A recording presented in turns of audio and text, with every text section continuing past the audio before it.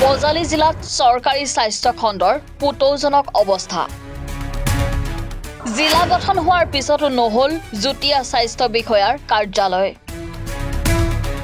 চিকিৎসক নাৰ্ছ আধুনিক সৰঞ্জামৰ অভাৱ বাৰিষা এজাক বৰষুণতে ডুব যায় চিকিৎসালয়ৰ চৌহদ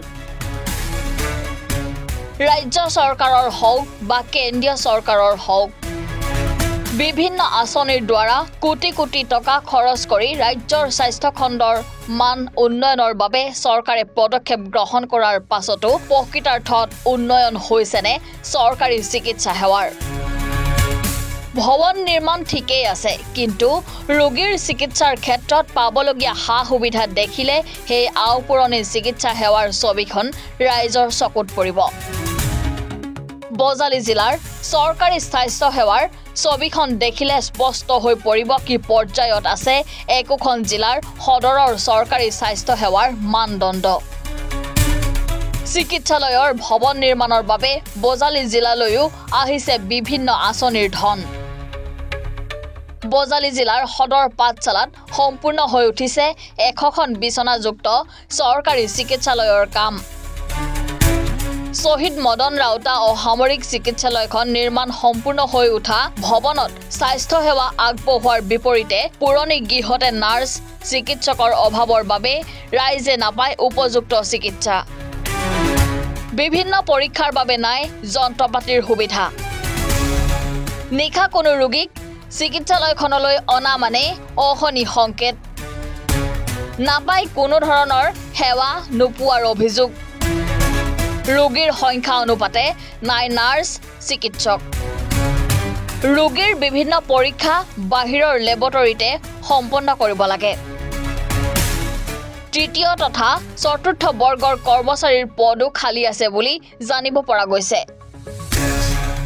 উল্লেখ্য যে বজালী জিলা গঠন হোৱাৰ পাছতো স্বাস্থ্য খণ্ডৰ বাবে জিলাখনত এতিয়ালৈকে স্থাপন নহল জুটিয়া স্বাস্থ্য বিষয়াৰ কাৰ্যালয় জিলাখনত থকা ভৱানীপুৰ নিত্যানন্দ পাতাচাকুচি বৰবাং সৰুপেটা হেলনা বাঘমাৰা আদি সকলোতে স্বাস্থ্য বিভাগে ৰাইজৰ চিকিৎসাৰ বাবে চিকিৎসালয় নিৰ্মাণ কৰিছে যদিও চিকিৎসা সেৱাৰ মানৰ প্ৰতি নজৰ নাই বজালীৰ স্বাস্থ্য খণ্ডৰ মান উন্নয়নৰ লগতে বাৰিষা বানৰ পূৰ্বে পুৰণি ঘৰটোৰ পৰা দুমহলীয়া ভৱনটো স্থানান্তৰ কৰি ৰোগীসকলৰ সুবিধা কৰি দিয়াৰ বাবে দাবী জনাইছে বজালীৰ দল সংগঠনৰ লগতে স্থানীয় ৰাইজে পাঠশালা শহীদ মদন ৰাউতা অসামৰিক চিকিৎসালয় বজালী অঞ্চলৰ কেৱল মাত্ৰ এখন চিকিৎসালয় বুলি ক'লে ভুল নহ'ব য'ত বিভিন্ন ধৰণৰ বহু ব্যস্ত বা বিভিন্ন ধৰণৰ ৰোগী ইয়াত আহি উপস্থিত হয় এটা ভাল চিকিৎসা পোৱাৰ কাৰণে কিন্তু ইয়াত ভাল চিকিৎসা হয়নে নহয় সেইটো কিন্তু ডাঙৰ প্ৰশ্ন ভাল চিকিৎসা হোৱাৰ পৰিৱৰ্তে ইয়াত কি হয় ইয়াত ভাল চিকিৎসা হোৱাৰ পৰিৱৰ্তে কেৱল মাত্ৰ ৰেফাৰৰ কাগজখন নিবলৈ আহে এখন চিকিৎসালয় আছে যিখন চিকিৎসালয়ত কৃত্ৰিম বানপানী বা যিকোনো ধৰণৰ বানপানীৰ সৃষ্টি হ'লে ইয়াত ৰোগীসকলক স্থানান্তৰ কৰিব লগা হয় স্থানান্তৰ ক'ত কৰিব লগা হয় এটা গেষ্ট হাউচ এটাত গেষ্ট হাউচ এটাত ইয়াৰ ৰোগীসমূহক বিভিন্ন ধৰণৰ ৰোগী ইয়াত উপস্থিত থাকে বিভিন্ন ধৰণৰ ৰোগী ইয়াত চিকিৎসা গ্ৰহণ কৰি থাকে সেই ৰোগীসমূহক এটা গেষ্ট হাউচলৈ প্ৰেৰণ কৰিব লগা হয় গতিকে গেষ্ট হাউচলৈ প্ৰেৰণ কৰা ৰোগীসমূহে বা গেষ্ট হাউচলৈ প্ৰেৰণ কৰা যিসমূহ চিকিৎসাধীন ব্যক্তি তেওঁলোকে তাত উপযুক্ত পৰিমাণৰ চিকিৎসা পায় নে নাপায় সেইটো তেওঁলোকক সুধিলে গম পোৱা যাব সেইটো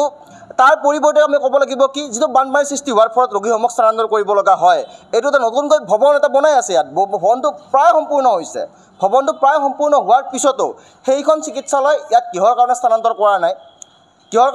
কৰা নাই সেইটো এটা কথা সেই কথাটোৰ অতি শীঘ্ৰে আমি সমাধান বিচাৰোঁ ইয়াত স্থানান্তৰ কৰিব লাগে এখন চিকিৎসালয় আছে বানপানী হ'লে ইয়াত ৰোগীক স্থানান্তৰ কৰিব লগা হয় এইটোতো বিল্ডিং এটা নিৰ্মাণ হৈ আছে এই বিল্ডিংটোলৈ স্থানান্তৰ কৰিব লাগে ইয়াৰ পৰিৱৰ্তে আমি ক'ব লাগিব যে আমাৰ যিগৰাকী বজালী অঞ্চলত যিগৰাকী জ্যেষ্ঠ মন্ত্ৰী জ্যেষ্ঠ কেবিনেট মন্ত্ৰী ৰঞ্জিত কুমাৰ দাস ডাঙৰীয়া কি কৰিছিলে তেওঁ ইয়াত উপযুক্ত পৰিমাণৰ চিকিৎসক বিচাৰি উপযুক্ত পৰিমাণৰ সা সুবিধা বিচাৰি উপযুক্ত পৰিমাণৰ বস্তু বিচাৰি তেখেতে এখন পত্ৰ প্ৰেৰণ কৰিছিলে সেই পত্ৰখন কি হ'ল সেই পত্ৰৰ উত্তৰটো কি আহিলে ৰঞ্জিত কুমাৰ দাস ডাঙৰীয়া স্বাস্থ্যমন্ত্ৰীগৰাকীয়ে ৰঞ্জিত কুমাৰ দাস ডাঙৰীয়া স্বাস্থ্য বিভাগটোৱে গুৰুত্ব নিদিয়ে নেকি সেই কথাটোৰ তেওঁ উত্তৰ দিব লাগে ৰঞ্জিত কুমাৰ দাস ডাঙৰীয়াই লিখা পত্ৰখন কি হ'ল তাৰ উত্তৰটো ৰঞ্জিত কুমাৰ দাস ডাঙৰীয়াই অতি শীঘ্ৰে দিব লাগে পাঠশালা আঞ্চলিক ছাত্ৰ সন্থাৰ স্পষ্ট দাবী তাৰ পৰিৱৰ্তে আমি ক'ব লাগিব চিকিৎসা সেৱাৰ ক্ষেত্ৰত আজি যদি আমি এখন 108ৰ কাৰণে ফোন কৰোঁ এম্বুলেঞ্চ সেৱা এখনৰ কাৰণে 108ত ফোন কৰিলে কি কয় যে 108ত ফোন কৰাৰ কাৰণে ধন্যবাদ 108ত কি সুবিধা বিচাৰে কি নিবিচাৰে তাৰপিছত 108 সেৱা এখন যাব মাত্ৰ এখন এম্বুলেঞ্চ সমগ্ৰ বজালী অঞ্চলটোত মাত্ৰ এখন এম্বুলেঞ্চেৰে চলি আছে 108 সেৱা স্বাস্থ্য বিভাগটো কি ধৰণৰ পৰিমাণত আছে কি ধৰণৰ অৱস্থাত আছে সেইটো ৰাইজে জানে আৰু সেইটো স্বাস্থ্যমন্ত্ৰীগৰাকীয়ে জানে কি সেৱাত আছে গতিকে 108ত ফোন কৰি পেলাই এম্বুলেঞ্চ সেৱা গৈ পোৱাৰ আগতে আমি যদি এখন ঠেলা বেটাৰী ৰিক্সা এখনত যদি ৰোগীসকলক আনো তাতকৈ আগত আমি আহি চিকিৎসা গ্ৰহণ কৰিব পাৰিম বা চিকিৎসালয়ত উপস্থিত হ'ম চিকিৎসালয়ত উপস্থিত হোৱাৰ পিছৰ অসুবিধা বানপানীত আমি ডুবিব লাগিব বানপানীৰ পৰা গৈ আমি গেষ্ট হাউচলৈ যাব লাগিব তাৰ পৰিৱৰ্তে ইয়াত ৰেফাৰৰ কাগজখন লৈ যাব লাগিব যদি বেছি যদি চিকিৎসাধীন হৈ থকা ব্যক্তিগৰাকী যদি বেছি অসুবিধা আছে আমি ইয়াত ৰেফাৰৰ কাগজখন লৈ যাব লাগিব গতিকে এই সমগ্ৰ বিষয়টো সমাধান কেতিয়া এই সমাধানটো স্বাস্থ্য বিভাগটোৱে কৰিব লাগে আমাৰ মন্ত্ৰীগৰাকী আছে তেখেতে পত্ৰ প্ৰেৰণ কৰিছিলে তেখেতৰ উত্তৰটো আহিব লাগে তেখেতে সুবিধাটো আমাক দিব লাগে আৰু সমস্যাটো সমাধান কৰিব লাগে পাঠশালা আঞ্চলিক ছাত্ৰ সন্থাৰ এইটো দাবী অন্যথা আমি ৰঞ্জিত কুমাৰ দাস ডাঙৰীয়াৰ বিৰুদ্ধে প্ৰতিবাদ কৰিম আমি প্ৰতিবাদ ৰঞ্জিত কুমাৰ দাস ডাঙৰীয়াৰ বিৰুদ্ধে কৰিম বজালী জিলাৰ মাজমজিয়াতে আছে আমি পাঠশালাৰ শ্বহীদ মদন ৰাউতা অসামৰিক চিকিৎসালয়খন আজি বহু বছৰ ধৰি আমি এনেকৈ দেখা পাই আছোঁ বিভিন্ন বানৰ কবলত পৰি মানে পক বকাই থাকে আমাৰ ৰোগীবিলাক প্ৰতি বছৰে বানপানীত মানে বিধ্বস্ত হৈ যায় কিন্তু আমি এতিয়া সম্পূৰ্ণৰূপে যিহেতুকে নতুন বিল্ডিং আৰম্ভ মানে কৰিছিল তেওঁলোকে সম্পূৰ্ণভাৱে হৈ গৈছে এতিয়া ৰেডি হৈছে গতিকে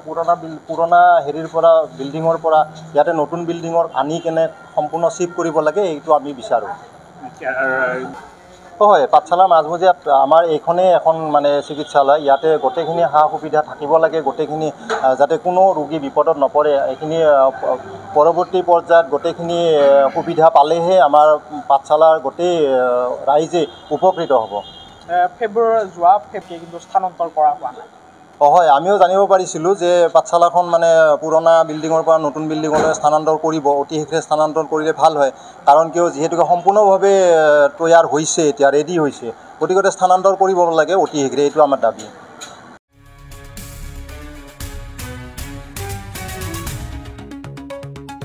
বজালীৰ পৰা সঞ্জীৱ দাসৰ ৰিপৰ্ট এনি ভাৰত 24